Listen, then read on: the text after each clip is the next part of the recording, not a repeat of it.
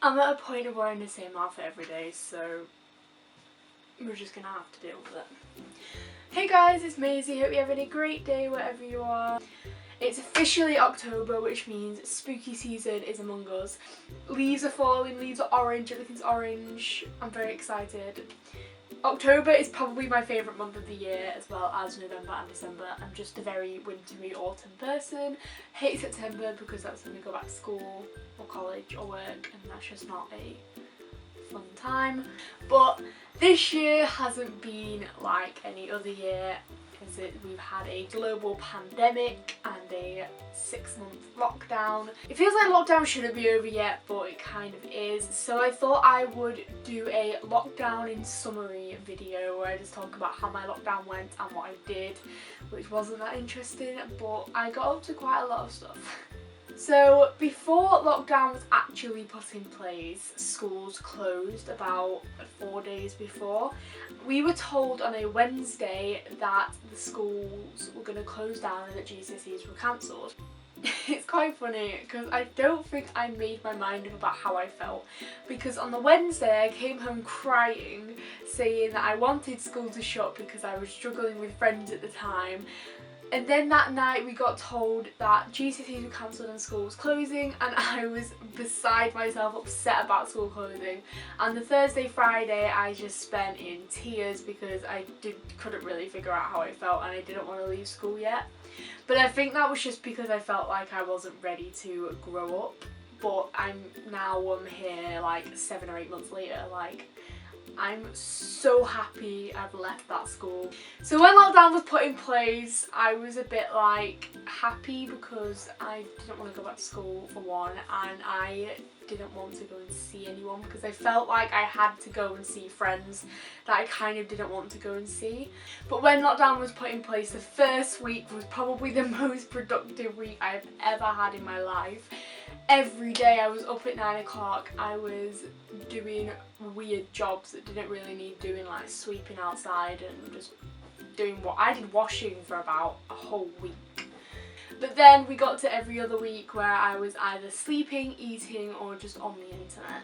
One of the things that we consistently did for the whole 6 months was Joe Wicks. I hated it. I'm not someone who likes doing exercise, especially hard, varied exercise. I kind of prefer to do something that doesn't feel like exercise, because I like dance. I go to dance lessons, it's fun, and I'm socialising, kind of, and I just don't feel like I'm doing exercise. But Joe Wicks, I was probably good at it for about a week, and then I was like, no, not doing it anymore. I used to come downstairs in my pyjamas and just stand at the back, and then I used to go for a shower. And then I also had to do 2 hours of college work to prepare myself for college, which I don't actually think I did properly. After the first week I spent a lot of time just lazying around doing nothing, and that I'm spending way too much time on the internet, which is where my Dan and Phil obsession came from, which is only getting worse. I'm at a point in the obsession period where I just have to let it be and it will calm down when it wants to calm down. It's honestly like the inner child in me. Like, it's like looking after a toddler. So I started YouTube about 2 months later. I uploaded my first video on the 30th or the 31st of May, and honestly it was the best decision I've ever made, as I just enjoy making these videos so much, and I've made so many friends from it. I have made loads of friends from the Dan and Phil stuff, and also YouTube, and also a mix of both, and I love all my friends, all my internet friends so much. Honestly, kind of love you all more than my real friends. YouTube was something that I'd wanted to do since I was 13. I just watched a lot of it and I was like, I want to do that too. I want to make people happy with videos. But I struggled with school and being picked on for it because it wasn't the normal. So I said, okay, I'll wait till I leave year 11. So obviously we got cut short and I procrastinated for about 9 weeks, and then I was like, right, I want to do this, it's going to make me happy, we're going to do it. So I spent about 2 weeks planning my first video, talking to 3 people who were very with me on it. They wanted me to do it because they knew that I'd enjoy it. And yeah, so that's my origin story.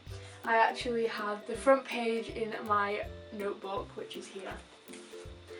For my video ideas, it's just a load of scribbles of ideas. As well as starting YouTube, I also made singing videos and posted them to Facebook for all my mum's friends to see, as my mum just thought it would be something that would make other people happy. So I was like, whatever, okay. So I think I filmed like 10 or 11 videos, as I did one like every couple of weeks, maybe 2 in a week. And I did enjoy doing them, but then it kind of got to a point where I was like, I'm running out of songs to sing. I had time where I was just like, I don't want to sing anymore, but I'm kind of getting out of that at the moment. But it's just a point of, I don't know if I'm good enough or if I can sing or if I'm going to be good enough to go on in the future with whatever I wanted to do.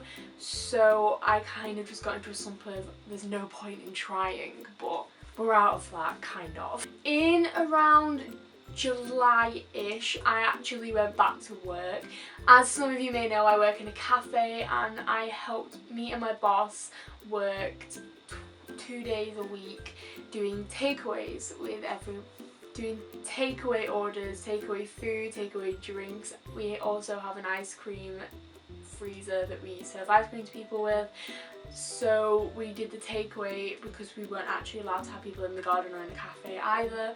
So that was actually very stressful for me, because like the anxiety of having this whole pandemic was just scary enough, but then being terrified of giving it to someone, even though I knew that I didn't have it because I didn't have any symptoms, even though you can be asymptomatic, so still I tried so hard to stay 2 meters away from people. But it was really hard at first, as it was like, you get to a point where I've spent the first 16 years of my life not staying 2 meters away from everyone, so constantly having to remember, oh my god, you have to stay 2 meters away. The Zoom related thing was I had Zoom meetings with my friends. I have 2 friends who I actually met on a holiday, which was a timeshare thing that we all had on the same week. I have Mary and Erica, one who lives down in Derby, which is about 3 hours away from me, and one who lives up near Edinburgh, or up in Scotland, around that area. We obviously can only see each other 1 week in the year, but 2 of us aren't actually going to be going on that holiday anymore, so we won't really be seeing each other that much, even though we're all planning on going down to London next year.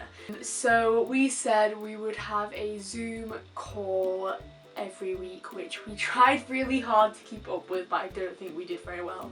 But it was so nice to be able to talk to them, of knowing them since I was about 5 or 6, and only ever being able to see them on that week because none of us had any technology, because we were all 5, 6. Mary would have been like 3 because she's a couple of years younger than us. Being able to constantly talk to them, constantly call them, was just so nice, because I feel like I talk to them about stuff that I don't actually talk to my friends about. Fast forward to September, I started college, which was terrifying because it meant I had to get the bus every day into a busy city and just attend college, which apparently has 3,000 students just in my year. Which is weird because I don't understand how we've managed to be open, because people don't stay 2 meters apart, and going on the bus is pretty terrifying because no one sits on their own, barely anyone wears masks, and I'm just sat in the corner like, earphones in my ears, not wanting anyone to talk to me. My bag is up on the seat next to me so no one sits next to me, and my mask on. And I always open the window next to me because I don't want to get it. I was actually very nervous about college because I was scared about who was in my class. I was scared of getting lost. I was scared of embarrassing myself. I always have an elaborate fear of like falling over. It's really weird. Like, I always picture something when I think of the worst thing that could happen. I always imagine myself falling over, and that freaks me out. But I didn't fall over. I haven't decked it up the stairs yet, which is interesting and nice to know. Yeah, I have actually made some pretty good friends, and I've kept some friends from high school, so I'm happy. As I said in, I think was my last video, maybe the video before that, my sister tested positive for coronavirus and I had to isolate for 2 weeks. But I was also extremely ill, with what I think was a sinus infection. But I tested positive as I did go for a test, as I ended up actually having more symptoms than my sister. I was kind of glad to isolate because then it meant I just got to stay home and wallow in self-pity in my bed, very ill. Getting tested was horrible.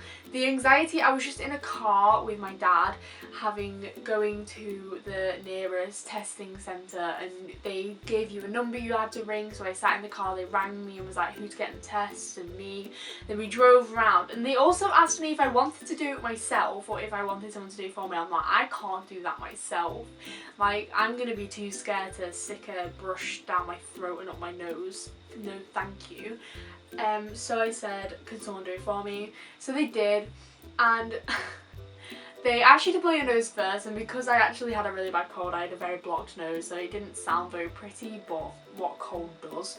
So they stick this weird brush thing down the back of your throat where you have to say ah for about 10 seconds while they kind of wiggle it around. It's not the best and it makes you gag, but she said that was normal. And then she sticks it up your nose for 10 seconds, which I just kind of went like that for like 10 seconds because it was really uncomfortable, and then I sneezed afterwards, which is quite embarrassing. I kind of always have to think that there are so many people getting tested today, tomorrow, yesterday, the day before, so they're not going to remember me. There's going to be people who've probably like thrown up. So I probably wasn't the worst person there. And fast forward to like last week, I actually started getting into doing makeup, which I know I said in my first video wasn't going to be what my channel turns into. It still won't be what my channel turns into. I won't be full on makeup tutorials and shite. But there may be the odd video where I do some sort of makeup, but I did some makeup looks which I will put some pictures of around or somewhere. And I also got into making TikToks, which is kind of weird. I will leave the links to my TikTok account in the description because you can go follow it, where I just keep making makeup transitions and videos, and my friend Ilya I also persuaded to get TikTok as well, which was quite fun.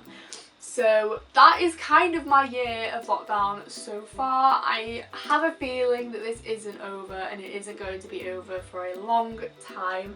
So there's probably going to be more stories to tell. If you want to know when I upload my next stories, you can subscribe over here, and my last video will be over here, and all my links to my social medias will be down in the description, and I'll see you next week.